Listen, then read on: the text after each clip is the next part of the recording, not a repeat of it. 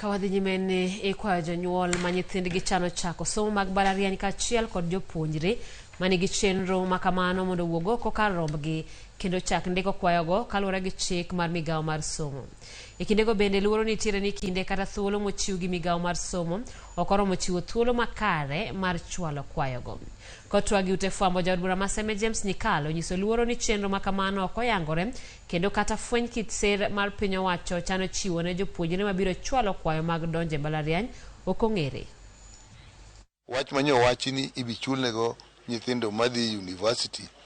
school fees aneno kochendo nikete wacho onyisgi e barupe moluongigo ni gitie kama gindike ka gitimo kwayo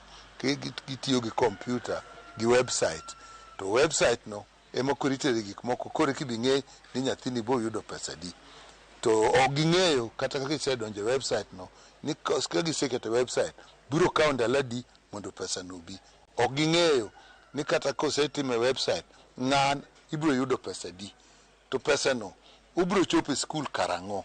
To sani to se wach ni nyithindo mondo dhi moko idwa no dhi tarik 24 moko biro dhi e chak dwe mar 9 odong' mana ndalo matin. Miya aneno ni gini biro chendo kendo anyalo kwayo jonyuol duto mawinjo gidhi kata teknadi mondo gidhi gindik kwayo no gitim application nyithindo go dhi otim application e website nikech ko gitimo to gini biro bayogi to koro sirkal biro wacho ni gin mok ne gitim ang'o ok gikwayo. Taneno ka biro dwarore ni ka yot to kata chieng' midonjoge e skul onego chor mbele mondo nyithindo yud thuolo mondo gitergo kwayogi.